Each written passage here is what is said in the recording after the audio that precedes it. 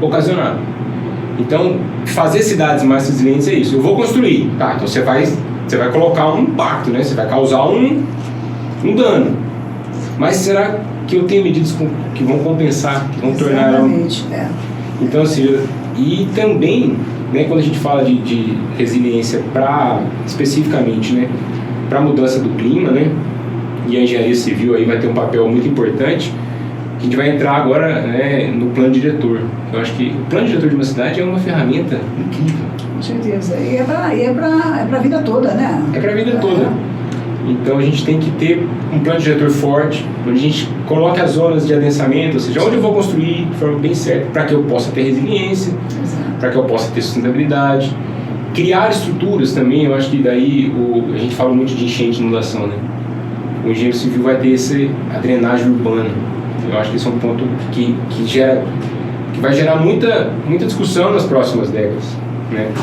Porque tornar as cidades mais resilientes à mudança do clima, e isso vai ser um papel do engenheiro civil, vai ser construir sistemas de drenagem que consigam resistir àquela chuva que deu lá de 200. Será que é possível? Uma pergunta. Quando chover 200 milímetros aqui na minha cidade, o que o engenheiro civil tem que construir para que o impacto seja menor, não seja né? tão radical como então, isso. Nós vamos ter que construir represas, vamos ter que construir, né, os chamados piscinões, as zonas de absorção de onda, Sim. que são locais para que a gente consiga segurar essa água e não deixar ocasionar, né, tantos problemas como a gente viu. Então, o engenheiro civil tem um papel aqui muito importante nessa resiliência, nesse sentido, de construir estruturas que, quando desses eventos extremos, a gente consiga absorver. Com certeza. Então, a gente fala aqui, qual é o contrário de inundar? Secar. Então, quando eu construo uma represa, e é uma obra de engenharia, Sim. eu estou tornando essa cidade resistente. Por quê? Se chover muito, eu direciono a água para lá, não vai para o centro da cidade. Lá em Poços a gente tem a Saturnino de Brito, né? Sim. É um grande exemplo, Sim. construído lá atrás por um grande engenheiro, né? Que é o Saturnino de Brito, que dá nome à represa. É o nome da represa. Então, o que ela evita? Quando a chuva é muito forte, a água fica armazenada ali, não vai para o centro da cidade, não alaga a cidade. E quando seca, no período de seca, não tem pouca água, a represa está cheia. Solta. Então, olha, essa é uma obra de resiliência. Que é o que você está acabando de explicar. Exato, ela faz esse jogo entre a seca e a chuva. Então, eu acho que seria nesse sentido, é fundamental a gente começar a pensar cada vez mais em obras. Isso é a obra, engenharia civil, né? Bruta ali, transformando. Seria nesse sentido. E vamos seguir nas tecnologias. Quais tecnologias emergentes estão sendo desenvolvidas para mitigar os impactos das mudanças climáticas? Olha, Rosângela, agora, se você me permite, eu vou te contar um produto aqui. Pois não. Imagina um produto que é capaz de pegar água, né? Então a gente vai falar de tecnologia para evitar os impactos da mudança do clima. Então a gente está aquecendo demais, a gente está com problema de febre, estamos com febre, né? Vamos falar assim, estamos com febre. Passou dos 36 graus. Passamos. Então se a gente aumentar 1,5 graus, vai dar problema, né? 36, se a gente chegar a 39... Acabou. Está de alerta. Está de alerta. Então, existem algumas tecnologias que estão procurando mitigar esses efeitos. Então, qual que é o nosso antitérmico?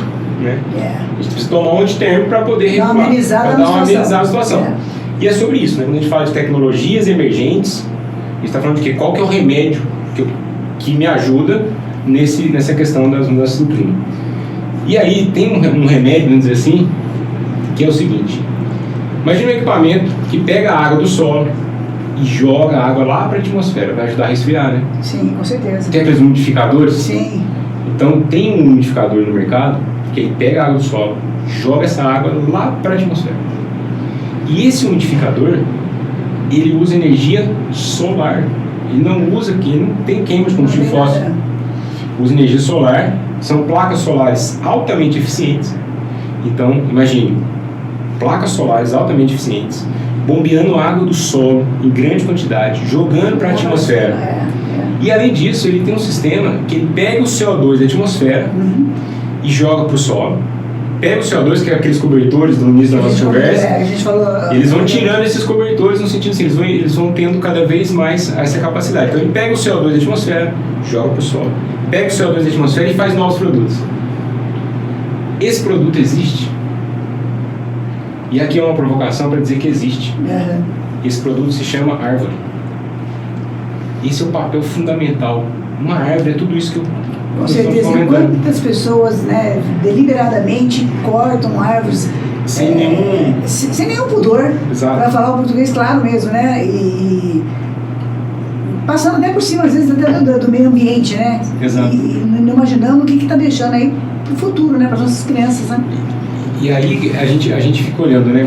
Eu fiz essa brincadeira aqui, essa provocação, para dizer que a gente tem que cada vez mais ter tecnologias de captura e armazenamento de carbono.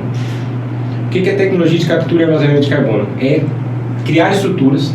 Se eu jogo muito CO2 na atmosfera e o CO2 é o problema, como é que eu faço para essa balança mudar? Eu preciso agora pegar esse CO2 e equilibrar essa balança. Isso chama-se projetos carbono zero, ou neutralização de carbono. Eu joguei 10 toneladas de carbono e eu preciso achar um jeito de baixar esses 10, compensar. Sim. Então, se eu estou gastando demais, eu tenho que ir compensando. Então, essa é a ideia. Então, os projetos carbono zero, basicamente, seriam projetos como esse, que eu jogo muito CO2 na atmosfera e aí agora eu tenho que achar estruturas. Como é que eu faço isso? Plantando árvores é uma forma. Então, a gente vê grandes empresas agora, por exemplo, eles fazem eventos. Um evento, para existir esse evento, por exemplo, eu vim para cá de carro hoje. Plante uma árvore, Eu gastei e emiti CO2 na atmosfera para vir para cá gravar o podcast. Sim. Tem como medir esse CO2 que eu gastei? Tem. E aí tem como eu ver qual o equivalente de árvore, quantas árvores seriam necessárias ser plantadas para compensar essa minha emissão? Tem. Aí a gente faria um pod-eng carbono zero. Aí uma ideia. Bacana, a gente pode medir quanto de carbono que o podcast fica uma ideia.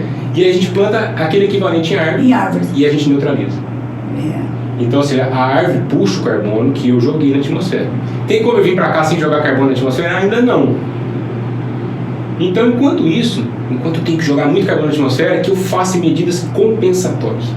Então, a gente vê essas medidas que são esses projetos para neutralizar. E eu acho que isso é uma tecnologia, é um passado meio futuro. A gente está falando de tecnologia emergente, mas a gente está falando de árvores. Com certeza. Então, eu acho que a gente tem que falar um pouco sobre isso cada vez para poder conectar essas emissões com a neutralização. Daniel, quais são os maiores desafios enfrentados pelos engenheiros ao desenvolver soluções para as mudanças climáticas? Olha, Rosângela, assim, há uma fronteira tecnológica ainda a ser vencida em muitas áreas. Então, tem coisas que a gente precisa descobrir. Não sabemos ainda. Então, tem que descobrir algumas coisas. Mas o que eu vejo é que já tem muita coisa que já é sabida, que eu posso começar a usar, sim, mas que tem uma barreira ainda. A gente tem uma barreira ainda.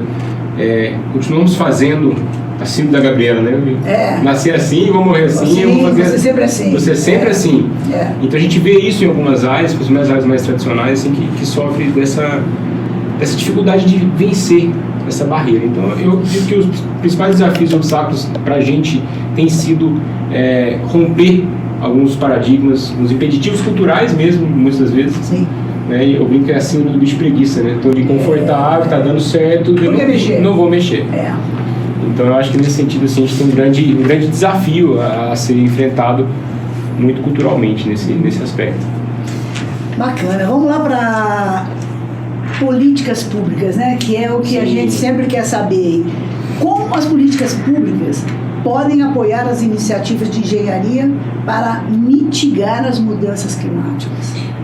Olha, a gente vive numa sociedade onde a política, tá gerindo muitas das coisas, e a sociedade pressiona, né? Então, assim, é todo um sistema complexo. E aí, recentemente, até poucos dias antes da gente tá aqui hoje, gravando, no dia 27 de junho de 2024, recente, foi sancionada uma lei, a Lei 14.904, que basicamente que estabelece diretrizes para elaboração de planos de adaptação às mudanças do clima. Então, nosso tema traz algo muito recente e que as políticas públicas estão se movimentando para isso. Então, estamos falando de uma lei sancionada recentemente que vai falar o quê? Olha, a gente precisa agir e se adaptar. E ela propõe que a gente comece a ter ações para enfrentamento dos desastres naturais. Como é que a gente vai enfrentar uma catástrofe de seca? Como é que a gente vai enfrentar uma catástrofe de inundação? e fortalecimento de tecnologias de baixo carbono, que a gente estava A gente falando. está falando, exato. Então, ou seja, como é que eu vou fortalecer tecnologias que emitam menos carbono? Então, essa lei vai